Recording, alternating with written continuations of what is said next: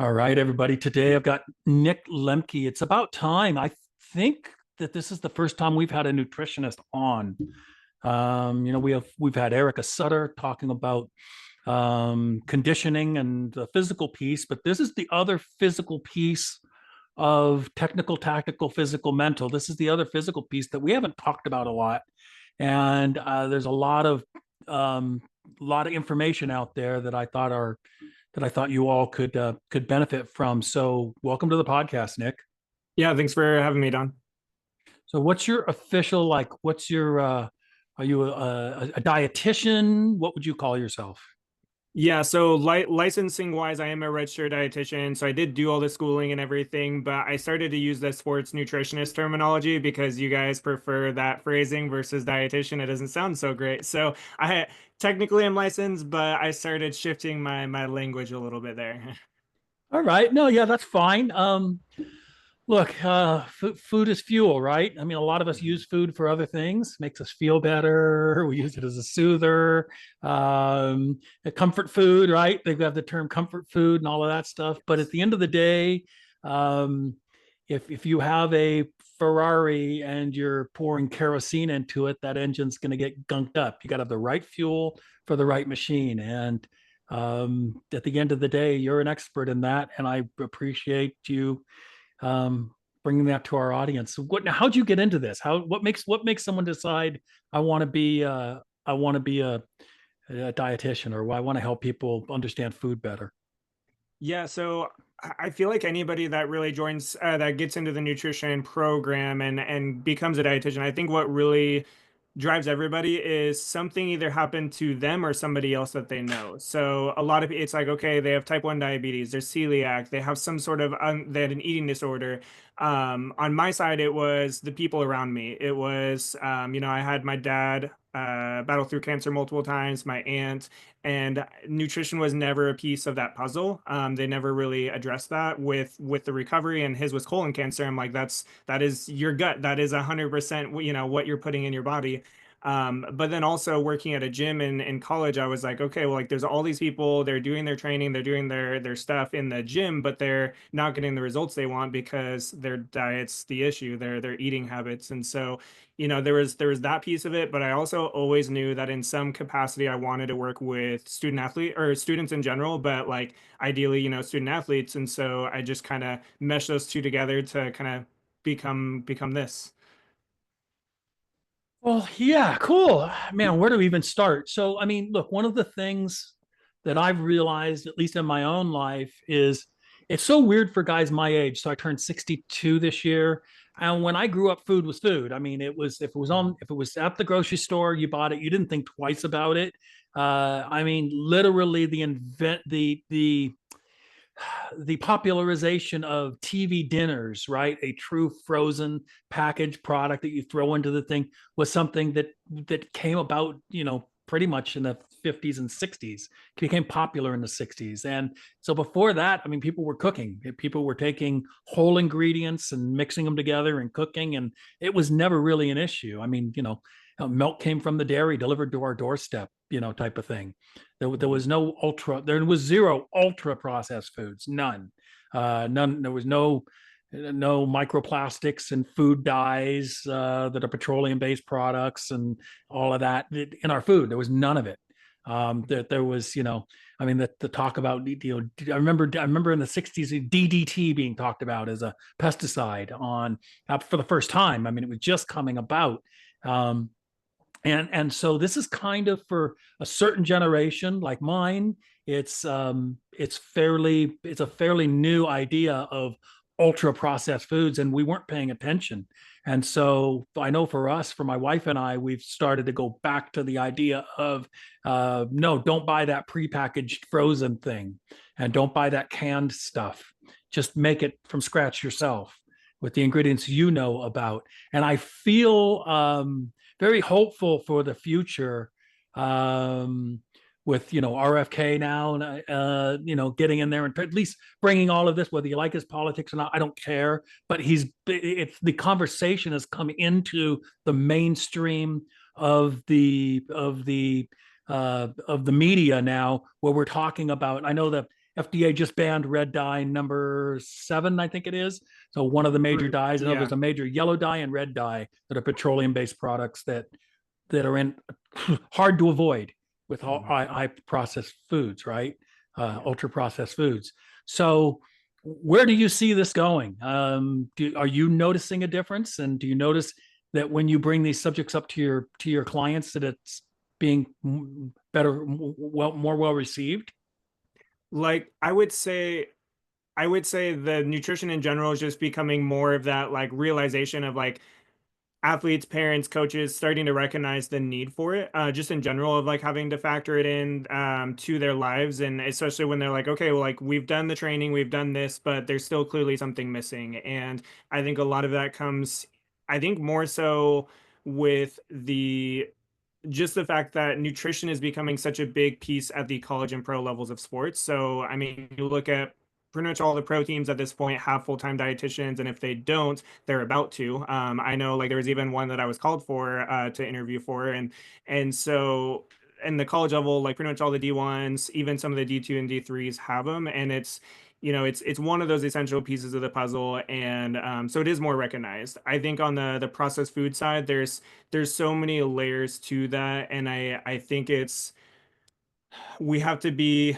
there's balance there. We have to find balance because like even when you mentioned like canned stuff, like I do canned beans, but I don't really do a lot of other canned or like canned like sardines and stuff like that. But like I'm not going to do necessarily canned vegetables. I'm going to go frozen veggies. And so there's some of those trade-offs where we do need some, because of our fast-paced society, we do need some layer of processing. But like you said, with the food dyes and some of those other things, that's where, more, I like the term, again, the ultra process is a little bit more separated, because I mean, if you buy salad from the store, you buy spinach from the store, technically it's processed. Technically it's been washed, rinsed, whatever, and that's still technically processed. But if you go like the ultra processed route, that's like, okay, that's the Takis, the Cheetos, the candy, all those types of things that are a little more clear cut. And I think that once you expose them to that idea, they're like, oh, and they start thinking differently, especially when you can connect food to results in their sport. I think that's where they start to turn those light bulbs on. Yeah, I become a label reader, right? So I mean, there's certain things that I'm looking for, and you give me your thoughts on this, but the seed oils, and it's not necessarily, from what I understand, the oil in and of itself. It's how they process these seed oils, um, and so I'm looking to hold those out, and corn syrups, right? And then, like I say, the dyes, and you see some of these labels and these chemicals that they are using to preserve the foods. um, I don't know what effect it has on my body. My wife and I kind of have a saying now. It's like, I don't know if it's bad for you, but it can't be good for you, right? Mhm. And so we're trying to put our things into our bodies now that are good for us, and then I don't have to figure out if it's bad for me or not, if it's just stuff that's good for me. How but I have noticed with like seed oils how incredibly difficult it is to avoid seed oils, right? To find things with, like pick up bags of potato chips, right? If you Mhm. want some potato chips, I would believe everything in moderation. Eating 5 or 6 or 7 potato chips with your, you know, sandwich with your lunch, whatever, if you like that crunch and that flavor, is one thing. Eating an entire bag of something in a sitting is bad, right? No matter what it is. But to find potato chips that are cooked in avocado oil, right? As opposed to vegetable oils, canola oils, peanut oils, things like that. How sunflower oils, things like that. So how do you deal with that with your clients, especially when they're on the road and they don't know what's going into the cooking sometimes of the foods on the road? Yeah, I mean it's hard to manage, and my approach is I'm more focused on adding things than subtracting. So, you naturally start adding in, like you said, the olive oil, avocado oils, you start adding those in as more of your normal things that you do at home. That occasional bit outside isn't going to hurt too much. The issue that runs into is if you're going, eating out and you're going for the fried foods on top of that, because then, you're actually sacrificing performance in that moment, in those travel, whether it be a tournament or whatever, with the fast food in general. But if you're, it's hard to say if a Chipotle or Panda Express in their grilled chicken, if they have, say, those oils, but, at least you're choosing the best option available, or some of the best options available. And so that's where I really try to lean towards, is like, what are those best options that you have? Because I mean, even in small towns, they especially don't have access to a lot of variety. Even maybe a Chipotle they don't have. So I think, my approach is more so the adding. Even if you talk about soda, or again the chips, like some of my clients when they first start working with me, they're doing soda as their pre-workout, or they're eating the chips just because that's what they're snacking on. But I think the underlying problem is that these athletes are chronically under eating, and that's what's leading to them gravitating towards these foods. There's also the accessibility. You're making it so accessible in the vending machines and at home. But even some of the athletes I'm working with now, where we start adding in breakfast, we start adding in a proper pre-workout, post-workout, and they're naturally not munching at night on the chips, or they're naturally not going for the chips, the soda, because they're not craving those things anymore. Number one, they're building new habits, but number two, they're actually getting the fuel that they need. And that's where a lot of them suffer, is because they're just flat out not eating enough, especially soccer players. That's a big but I think a lot of athletes, they really do undereat, and that's what leads to them gravitating towards those foods. Yeah, it is crazy. The under eating things, I mean, it's my first big eye opener to the fact that an athlete could be under eating is I was reading one of Lance Armstrong's book. I think it was like It's Not About the Bike. Um, and he's talking about that when he's training and leading up to an event, he will take in 20,000 calories a day. He was talking about eating 3 and 4 chickens a day, whole chickens, and now, eating a dozen eggs, things like that. 20,000 calories. And people go, well, average person should take in 2,000 calories. Yeah, if you have an office job and you're just, walking to the car and, putting in your 5,000 steps a day. And that's about, I think a male is like close to that, and a female is like 1,600, just breathing, just existing, just your heart beating, And if you're going to the gym a little bit, and then if you're working out though, and you're trying to prepare for a sport, and you're only taking in 2,000 calories a day, there's just no way your body is getting the fuel that it needs to operate. Mm-hmm. You're watering down the gasoline in the tank, and sure, maybe it still works, but again, the engine's not going to optimize at all. Yeah. Yeah. So how do you fix that? Like, so what do you tip?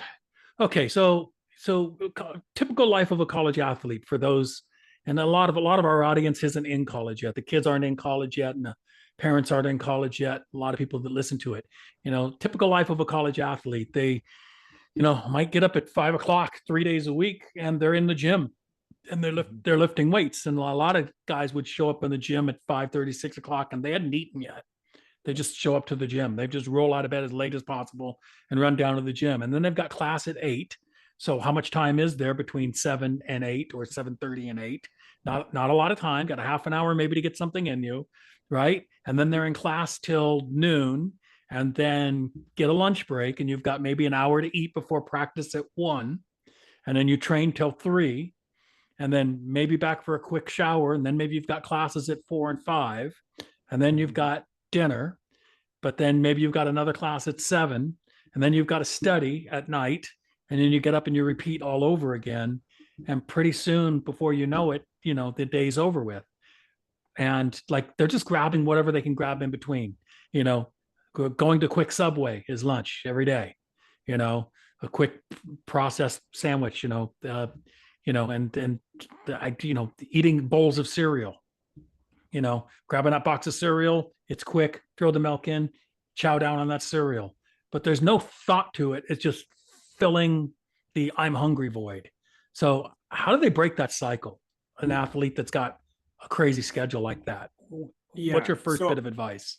No, I mean, number one, this is why I think it's so important. And one of the reasons why I tend to put more of my emphasis into the high school athlete is because that is the time for them to get into these routines. That is like one of the best times that they can develop these habits while they're still at home. They still are being provided the resources. So they're learning those key pieces. It's like one of my freshmen, or I started working with him at the end of his freshman year, and he was not, if his mom didn't cook breakfast, he would gravitate towards the cereal, and that was his thing. And now as a junior, he is making his breakfast and his younger sister, like a couple years younger sister's breakfast at the same time, and it's just like part of his habits. And so I think that's number one, is building the habits, building the routines, the foundations there, because then you recognize number one how important it is, because you see the difference, you feel the difference.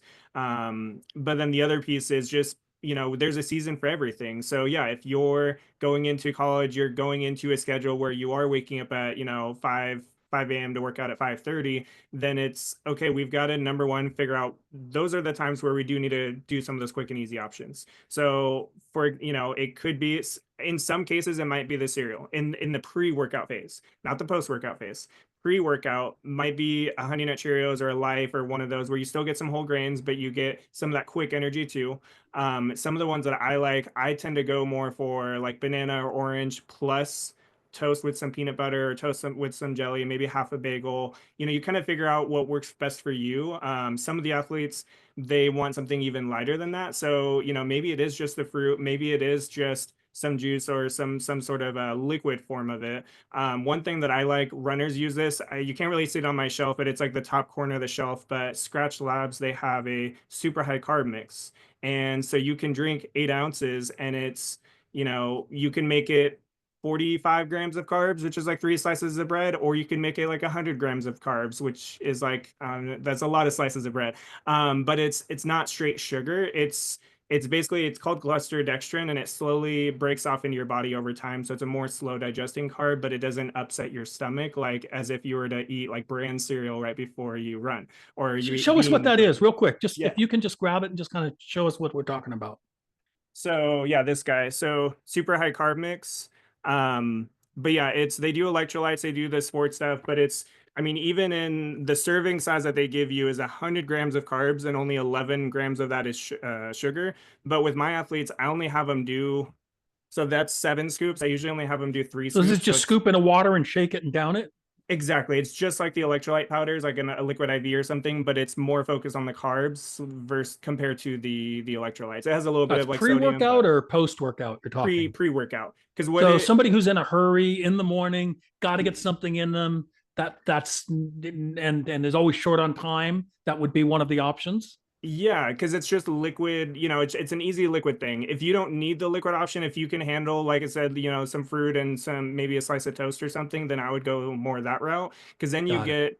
get, either way, you're getting some quick sugars and you're getting more of the slow digesting, which is going to basically be used later into those workouts. But definitely, get something in. And if you haven't been doing it, you're already working out at that time and you haven't been doing it, then start again something small, whether it be a sports drink, applesauce. Just get some sort of carbs. You start feeling that, you start noticing, wow, I have more energy, and then your body also starts to get used to adding a little bit more to your gut.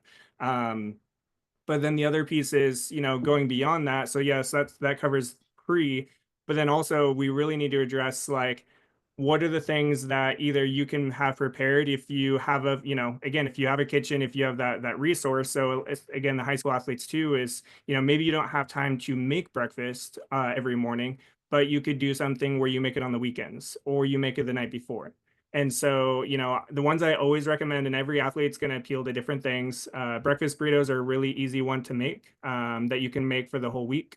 You could do Greek yogurt parfaits. Some of my athletes end up go that route, or Greek yogurt smoothies. Then doing, and again, you're really, the key here is the protein, the carbs, getting some fats in there. If you're not working out or if it's post workout, and then some color, because the color is going to help with the recovery, the fruits, the veggies.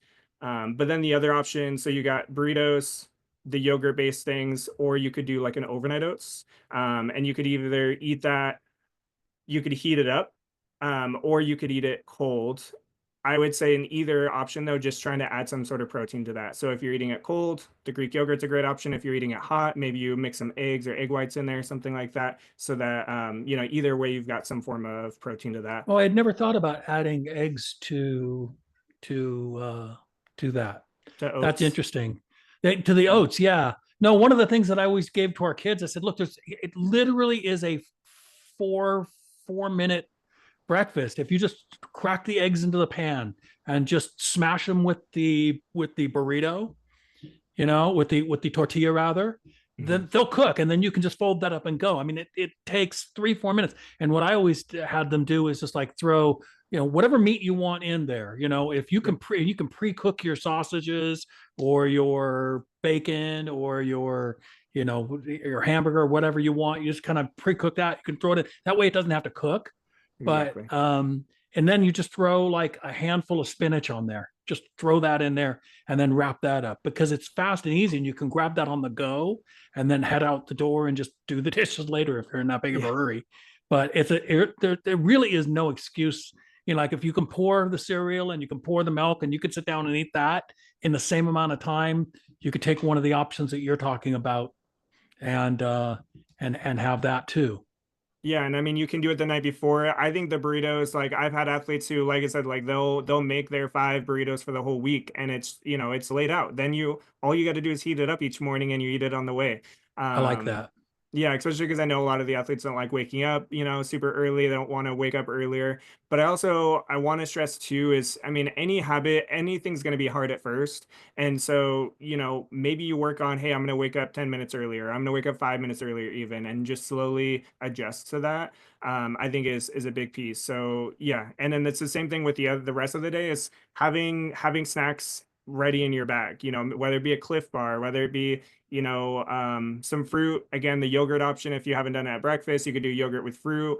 I mean, even the other day, so last week I spoke to a team and I was basically going to be busy the entire day. And so I had my breakfast. I made a yogurt parfait while that was cooking. I made a protein smoothie while that was, I did all these things while the eggs were cooking. And so I had enough food from 6 a.m. to 6 p.m., all within maybe 20 minutes. Wow. Yeah, I might have had like I forget what else. I might have had like a couple other small things in there too. But yeah, I basically just laid everything out all in there. And I mean, again, if you have access to a cafeteria, things like that, then again, some of those meals might be covered too. All right. So some schools, colleges don't have cooking facilities. My son lived in a box, in a 12 by 12 box with his roommate, and that's all there was. They weren't allowed even to have a hot plate. So what kind of things can they store as snacks? Like, I don't know, for example, like nuts or beef jerky or things like that. What kind of ideas do you have for the athlete who just needs to be able to grab snacks throughout the day to keep themselves going, but are still nutritious and healthy and going to help fuel them? Yeah, so I mean, like you just said, the nuts, the trail mixes, those are going to be good for just one of those things that can just get you more calories, get you some protein, just help you feel fuller, kind of bridge some of those gaps. I like the Cliff Bars, especially for those endurance athletes, because I mean, they're meant for hikers. So if they're meant for hikers who burn a ton of calories, you soccer players also burn a ton of calories. So it's one of those things, and you can have it say an hour-ish before a workout, and you can, essentially use those carbs for that energy. I like RX bars, True bars. They're a little bit, tad bit more protein, a little bit less carbs. So if you just need like something a little bit more balanced there. Um, I mean, a lot of fruits are pretty shelf stable, bananas, apples, things like that. Peanut butter, you can combine it with the peanut butter. Um, let's see. I know I have more. If you need quick energy options, so literally like just pre-workout, you need some quick energy. I really like Fruit Leather or like the pure organic fruit bars that you get at Costco. They're a nice little quick energy. Same with the applesauce. You do it like say 20-ish minutes before. Um, let's see. I mean, even with sandwiches, like a lot of the sandwich stuff is essentially shelf stable in a sense, and then you maybe just need like a mini fridge to fit some of those things in there. Right, right. Um, I think yeah. those are good ideas. When they're looking at products, you name some specific products, but maybe they don't have. Maybe there are other products. I'm sure there are other products out there too. Are there, when they're looking at nutrition labels, are there certain things that you should that are red flags? Like, oh, So stay away from that. If there are certain ingredients where oh, no, that's really just a glorified candy bar.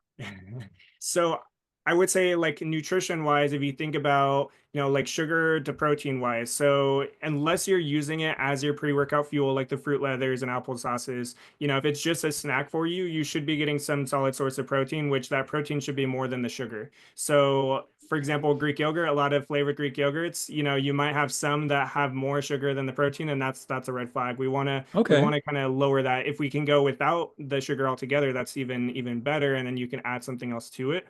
I would say, like, you mentioned earlier the food dyes. That's definitely one where I really don't recommend the food dyes in general. They're when they have anything that has a warning label in Europe, I'm like, yeah, we should probably make note of those. Okay. So All not right. just the red number 3 or whichever one it is that's being banned, but like red 40 is a big one, yellow 5 and 6, like things like that. And some of the other ones we don't have as much research on, like the blue and whatnot. But but yeah, I think the big thing is try to lean more towards the products that they may have sugar, but it's more natural sugars like applesauce, the back to the fruit leathers. And then do you I can even address this on the frozen meals slash fast food route if you want me to hit on that too. Sure, sure, sure. So really good rule of thumb, if you want to have a balanced meal, say at Chipotle, at Panda Express, or you're buying like say some sort of frozen meal, is look for ones that the protein is at least double the amount of fat. So if it says 5 grams of fat, you want at least 10 grams of protein. I mean, you want 20 grams of protein, but basically the idea is you want to at least double that because number one, it's showing it's more of a leaner option. So you're going to see more grilled chicken, those types of things. Um, but then, I mean, by happen chance, you're going to be cutting out some of those unnecessary oils and some of those unnecessary things that, like, again, more of the fried stuff and whatnot. Now, avocado, guac, yes, that's probably going to add up to your fats, but they're going to be more healthier fats to help with recovery. But really, that good rule of thumb is double your fat with your protein. So make sure you're at least getting 20, 25, maybe more grams of protein. But then that fat's lower there. And then, as I mentioned before, with any meal, really do what you can to get a protein, a carbohydrate. Again, you guys are burning tons of energy, so you guys need those carbohydrates. And then get some color in there for the recovery. And then, in some way, you're going to get some sort of fat in there, whether it be avocado, fish, or just some fats with the cooking oils and stuff. All right. So, quick summary: half the fats of the proteins, and then it's anything that has more sugar than protein. Unless you're using it for fuel for the workout. If it's a Got snack, it. that's where, yeah. Because I mean, again, Got it. applesauce, we don't want to have 20 grams of protein when we're about to go, do conditioning. Like we need the carbohydrates if we're about to do conditioning. So that's where those tend to fit more into play. Got it. Got it. Okay. So the other controversy sort of is I see athletes drinking like Gatorade and Red Bull. Those are the two that like all day. Mhm. Like I'm thirsty, get a Gatorade. I'm thirsty, drink a Red Bull all day long. What are your? I always told my kid. I told my kids, look, just look at the amount of sugar in a Gatorade, and then compare that to a can of Coke, and you'll see that there's more sugar in a bottle of Gatorade than there is in a can of Coke. It depends on the size of the bottle, but I'm talking about the size that we normally see kids Yeah. use. But I always told him like it's not meant for that. It's not meant for Gatorade. It's not meant for all day drinking every day, 4 or 5 bottles a day. It isn't what it was designed for, right? And even the during the games, we started to get our kids to switch over to Pedialyte. I don't know how you feel about that because it had less sugar in it than the Gatorade did, and it seemed to respond well with our kids' body. So, what are your thoughts on the Red Bull and the Gatorade? Yeah, so first off, I want to, go back to just like with the carbs, just like with the chips and the candies, a lot of times the reason we're going for the Gatorade or the Red Bulls or any of those drinks is there's either two underlying issues. Number one, they're just not hydrating enough. They're not drinking enough water at baseline. And so when we're dehydrated, we naturally gravitate towards whatever is going to feel the best. And it's usually going to be something sweet and liquid. So, the Gatorades, the sodas, any of those things. And so I think, number one, we've got to fix that water issue. And I mean, same again with the soccer players. You guys are sweating a ton. You guys are losing a lot of body water and you need to replenish that. And so make sure that, I always recommend my athletes, the very first thing they do when they wake up is drink water. You get out of bed, you have your water right there and you drink it. You start with 12, 16 ounces. That right there is going to already get you ahead in the day. And then you just continue drinking from there. So that naturally is going to help reduce some of the extras. The soda versus the Gatorade. So back to the ingredients thing, there are also things in the sodas that, like sodas have been shown to not be good for our bones. So if we don't want to get more fractures, then we should probably cut out the soda. And soda is one of the very, very few things that, probably the only thing that I say we should never ever eat or drink. It's one of those that I don't think has a place in our diet at all. And I'm a balanced person, so that's saying something. But Wow. Yeah. yeah, but it's one of those where I really am not, just because it's more than just the sugar. Yes, there's crazy amounts of sugar in it, but it's also what does it do to our guts? What does it do to our bones? It causes a lot more disruption than just, sugar. Um, the Red Bull option too, the other thing with that is if we're not getting enough sleep, then we're basically trading that bad sleep, and we're like, okay, we're going to treat that with caffeine. That's what we're doing with the Red Bulls, Okay.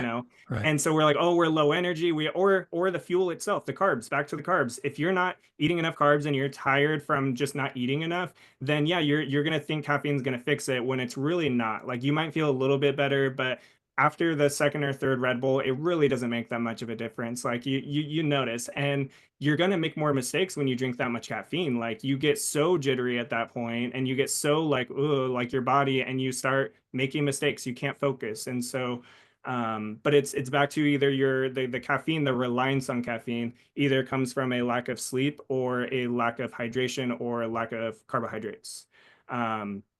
Now to the Gatorade specifically. So I like to put uh, kind of rankings here. So, you've got Prime, you've got Body Armor. They don't have sodium. So if you're sweating a lot, you're losing a ton of sodium. So if you're trying to go for Prime or Body Armor during a workout, that's not really hydrating you the same way as the Gatorade Powerade. So yes, they may have lower sugar, but they're not, you really need that sodium. I mean, that's the main electrolyte you lose in sweat. So I don't even consider those sports drinks that we should be drinking during workouts. Those, yes, we need the potassium, not is sideline. But I put them in more tiers of quality level with the sports drinks. So I put Gatorade, Powerade, and Pedialyte all in the same section, and it goes back to the food dyes because they all have them.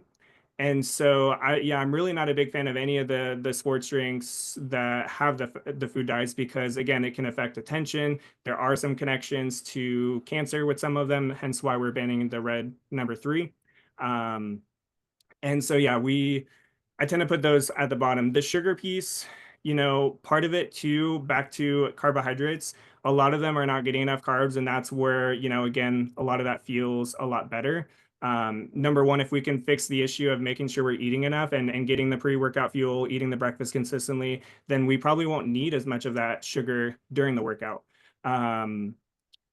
But again, we still burn anywhere from 45, 60 plus grams of sugar, of carbs every, hour of working out. So, we're burning a decent amount. And soccer players, you guys are running a lot. So I see a place for carbs and for sugar, but it's, again, a lot of times we use it instead of just proper fuel. And so that's where I go, when it comes to better electrolyte drinks, I like Scratch Labs, Liquid IV. Those are better for the quality aspect of it. They have less of the other stuff in them, like the food dyes. If you want something with lower sugar, Drip Drop's a really good option too. And they also have a little bit more of like the magnesium and some of the other electrolytes. I've seen them at UW, University of Washington. They use Gatorade and they have the Drip Drop for those athletes who want, more higher level sports drinks. So I'm a number of years ago at the U.S. Training Center, and go, they have refrigerators there with all these different options for their athletes. They come in and they grab. And one of the things that was chocolate milk. Mhm. I know about chocolate milk. Where does why chocolate milk, and where does that come into the post game, post workout routine? Yeah, so post workout, we really need to focus on protein and carbohydrates and replenishment of the electrolytes. And so chocolate milk basically checks off all the boxes of, hey, it's got protein in there. The Dairy Gold Fit or the Fairlife even has more protein. It's got the carbohydrates, both some of the slow digesting carbs that we need, but also some of those quick sugars to get into the muscle that we just like drained it. But then it also has the potassium, the sodium, it has some of those other electrolytes and the calcium that help with that recovery process. And so it's actually, there's been a decent amount of research. Even the school I went to, Central Washington, they've done a lot of research around chocolate milk being a really good post-workout recovery. And so yeah, those are the really the big pieces. Is it kind of it fits all those things versus the sports drink where it's like, okay, you get carbs and you get electrolytes, but where's the protein? Or you drink a protein shake and it's like, where's the carbs? You know, like I see so many athletes are like, I drink a Core Power or I drink a Fairlife, and I'm like, okay, but your gas tank is empty. You know, you need to Right, refill that gas tank up, and right. that's, really important as well. So All right, so that's it's not it wasn't a fad. That's actually a legitimate option. yeah. Chocolate milk that athletes can. Uh, the what about supplements? So a lot of talk about supplements. I know I've noticed because I go to the gym 5 days a week and I lift, and always I like getting sore because it lets me know that I'm pushing myself, but I don't like, if I'm doing chest, I don't like being sore for 3 days. I want to move on from that. And one of the things that I noticed when I started taking creatine is that my soreness drops. So I take 5 milligrams of creatine in my shake. I put it in my AG1, and I down that every day. And I noticed that my soreness was greatly decreased with the creatine. So what about the creatine? And then what about like things like athletic greens and AG1 and that type of a vitamin supplement? I've kind of replaced my vitamin with that because it's got other stuff in it too Mhm. that felt like it was probably good for me. So what do you think about supplements? Yeah, so I always preface it with you can't out supplement a bad diet. And so, if you're not eating enough, the creatine doesn't matter. Um, if you're not sleeping enough, the pre-workout, the caffeine doesn't really, it's not ultimately going to help you. And a lot of times it's going to be on the flip side, it's going to end up hurting you because then you can't sleep after the caffeine. But yeah, it's a lot of those things where a lot of times we use it just like with medications nowadays, we use it as a band-aid rather than actually treating the underlying issue. And so, yes, once you figure out the diet, it's just like some of my athletes I work with. I'm like, once we get you in a good system, then we can talk about supplements. So, I was working with an athlete after 2 months of working together. I didn't add in the creatine for him because he was really struggling with just eating consistently, like eating what he should be and doing it consistently. So I was like, you need to show me you can do that before we start throwing in the supplements. And so creatine is one of the most well-researched supplements for athletes. And regardless of the sport, I even just interviewed a soccer dietitian on my podcast. She's a Houston Dynamo, their lead dietitian, and I asked her, I was like, "What's one of the top supplements you recommend? The number one you'd recommend for athletes?" And she said creatine. And even as a soccer dietitian, and it's there's a piece of that recovery aspect. There's also when we think about explosiveness, whether that be strength explosiveness, like lifting, or you think speed. It has a factor in just more of that short explosive type movements that it has a role in basically giving us more capacity in those situations. And so there's that piece of it. There's also elements where for brain health, for memory and things like that, which is more relevant to the aging population or somebody who has an issue that has caused a drop of creatine. So somebody gets a concussion, they actually have a drop in creatine in the brain. And so that's actually something where we're doing research right now to be like, hey, this is one of those potential treatments for concussions to improve symptoms. Um, Omega-3s are high on that list. Actually, again, just interviewed somebody from my podcast and she talked about the omega-3s, vitamin D, which are the two I'm also big on. There's a lot of on it. It took us 30 minutes to unpack just those two. So I mean, that's a whole nother conversation. And it's, making sure you're taking quality supplements. That's really important is, you may be taking omega-3s, but are they rancid or are they does it say it has 1,000 or 2,000 milligrams when really it has 500? Or the creatine, is it just the creatine that's in there, or is there maybe some lead or rice or some other things that happen to get in there Sure. on purpose or Sure. accident? So that's where always getting things third party tested by NSF or Informed Sport is huge. With the AG1, there I honestly go back and forth on this because number one, a lot of times it becomes this thing where we replace our intake of greens for the AG1.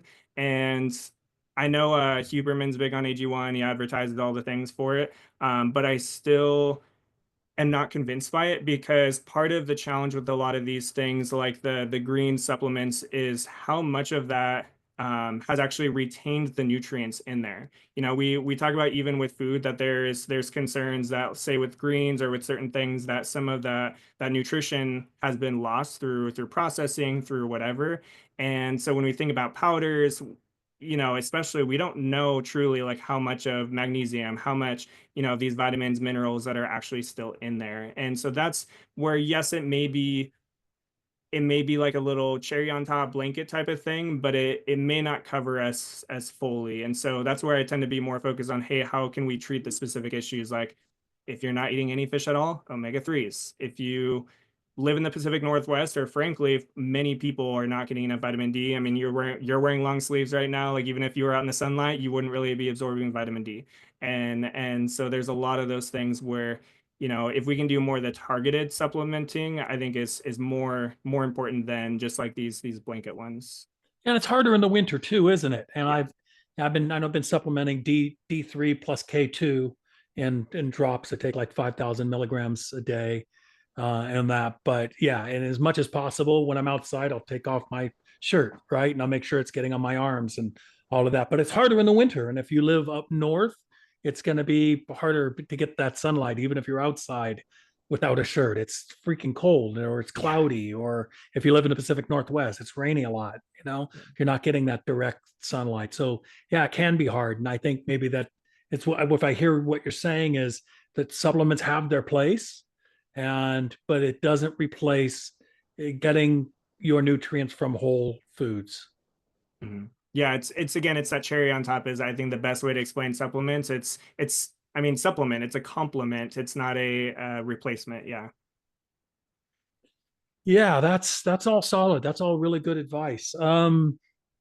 Nighttime. So we've gone through our day. We've kind of talked about how to what what kind of like people that like to have maybe dessert or something like that. Are there some healthy options? And then how late should we be eating or not eating before we go to bed? So really tricky as an athlete because I know a lot of the high school youth in general, soccer tends to be later at night. Some of those practices are not done until 9 o'clock at night or whatever. And so it's as much as I don't recommend, but it's unavoidable. I mean, we've got school, we've got things, so it practices are going to have to be late. And so I never recommend an athlete not eat at all post workout. So I really want to make sure you guys are getting something in. But it doesn't have to be this crazy big meal. Like, let's aim for around the 20 grams of protein and then let's double or triple that in carbohydrates, but let's focus on the carbohydrates that are not going to make you wired. If you go and you drink that, I mean, potentially that chocolate milk, like that chocolate milk may not be the best option at 9:30, 10 o'clock at night. It's more applicable for like earlier in the day. And so it's those things that you think about when you have sugar, you're more wired. And so if you have that, that's going to be really hard to fall asleep. And so that's where I tend to lean more towards, again, more of the slow digesting carbs. So, this is where I tend to try to get my athletes to do more of their sandwiches. If they're in that situation, do it more post workout, the Greek yogurt with the fruit, um, chicken and rice, easy things that, if you're the one driving, then yeah, maybe you can't eat that while you're driving. But if you're, back seat, driving home, that's something where you could chow down on one of those meals, have it just like packaged already. The protein smoothies work really well here, like, Greek yogurt. You get the carbs from the fruits and stuff. The dessert piece of it, and this is one of those things where, yes, you can have dessert. I think you just have to be, again, careful about if you're doing it late at night, depending on the dessert, you may have trouble falling asleep. And so being careful about, like, what you're doing for those desserts. If it's just straight sugar, then yeah, you're probably going to feel a little wired. If it's something that's super heavy in fats, and then you try to lay down right after you eat that, your body might not feel too great. So think about, like, hey, how do you feel laying down after that? And if it's making it hard for you to fall asleep or stay asleep, or if it's upsetting your stomach, then those are probably not things you should be doing. And every athlete's different, but that's where I think if you can tap more into making, again, the smoothies. I love doing smoothies as one of my last, like, meals, snacks, whatever, because it's refreshing. And you can make it so many different ways. You could make it more peanut butter chocolate flavored and still get the fruit in there. You could make it like a strawberry banana smoothie flavor. There's so many different ways you can make it, still Right. make it enjoyable, but it also is helping you in that recovery process and helping you kind of mellow down at night. So that's So you kind of said my. like chocolate peanut butter. Where does chocolate fall into the I've heard doctors talk about, yeah, if chocolate was discovered today, it would probably be a medication. That there's chocolate that there's good qualities of chocolate that are good for you. And are there good chocolates and bad chocolates? And when you say chocolate, what kind of chocolate are you talking about? Yeah, so what, to preface that, there, chocolate in its original form, which is cocoa, which is cocoa not with the two O's but with two A's, so it's Cacao, yeah, cacao. Some people pronounce it cocoa. right? That is the most like, well, the bean is the most raw form, but then from the bean there's the powder. That's that type of powder, and basically the difference is, the nutrient itself, the cacao has a ton of nutrition. It helps with reducing inflammation, helps with oxygen availability. So when you think about, running for an hour straight, it's going to allow you to do the same amount of work for less effort. And so it's going to give you more capacity. Now we do need a decent amount of it for it to really benefit, but it's, there's so many different things that it can benefit. And so I lean towards more of that form. And when you put it in a smoothie, you have the fruit, you have all the other things. You're not going to notice the difference between that and, cocoa, like the other cocoa, because it's you have all these other sweeteners. The main difference between that and the cocoa is, number one, the cocoa is cooked at a really hot temperature, and so it kills a lot of those good nutrients. Ah, Yeah, that's the big piece there. But then the other piece is, then we just add sugar to it. But if right. we use that raw form of it and we just put it in with the fruits and, maybe some honey or whatever we have in that smoothie, it's just going to taste like chocolate at that point. And then you add the peanut butter, then it's like, hey, chocolate peanut butter. It works, because I know a lot of people love their chocolate peanut butter. So So does honey? So we talk about sugars, right?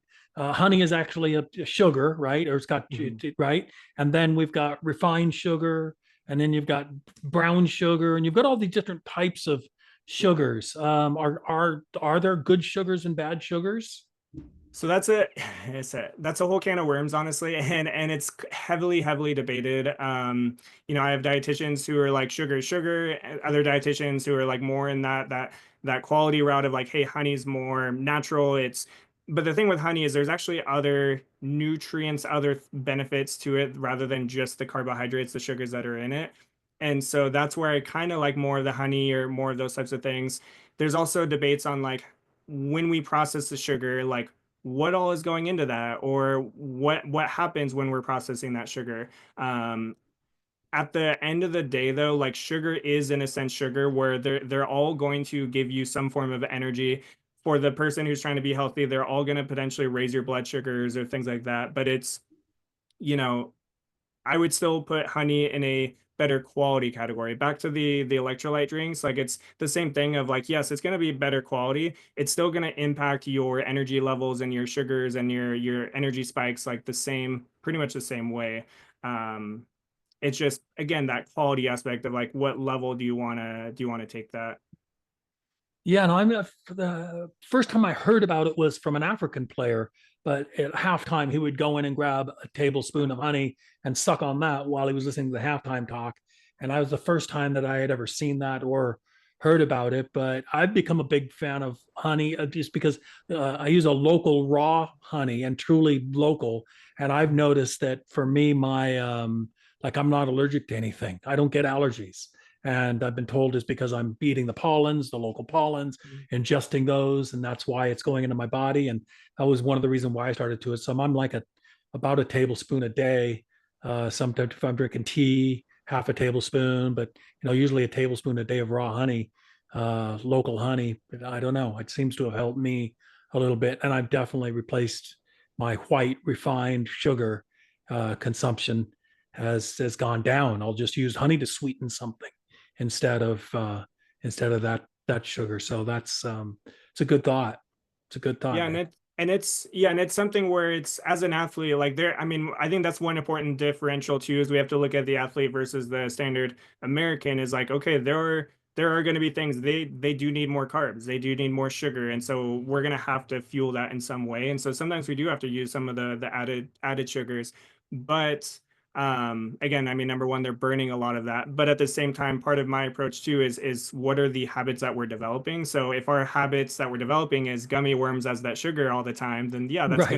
that's going to be a problem, especially when they're done with that sport. But if we make those routines of, hey, we're doing this pre-workout meal, and then we're going for, the applesauce, the fruit options, the honey as those quick sugars, then it starts developing those more longer term habits that can be a lot more sustainable. I like it. I like it. Well, I think we've at least given our listeners an idea how to get through a day. And I think that's a really just solid advice. Nick, if people are trying to get a hold of you, how do they do that? How do they get a hold of you? Yeah, so one quick thing too I want to say is like I know that nutrition can be very overwhelming thing. And so if you guys are going to change anything about your lifestyle to improve your performance, breakfast, pre and post workout. If you can fix those three things, which are all three things we talked about today, within that, fix those three things, and you're going to see a dramatic change in how you perform, how your energy is, how much stronger you get, all those types of things. So, if you're going to take anything from today, fix those three things. Then we can address all the other things like the ingredients and all those other things, but fix those three, and those are going to make a huge difference for you. So in terms of connecting with me, Nick Lemke RD is going to be Instagram, Facebook, Twitter, TikTok, YouTube, like literally all the socials. Yeah, I even got on TikTok now. And yeah, you can find me on there. You can also shoot me a text at my business number. It's 253-470-2423. But yeah, I mean, feel free to reach out if you have questions, anything like that, coach, athlete, whoever's there. That's brilliant, Nick. Thanks for coming on, man. Thanks for sharing with us. And we may have some more questions come up, and we'll do this again. Yeah, for sure. That sounds great. Thank you.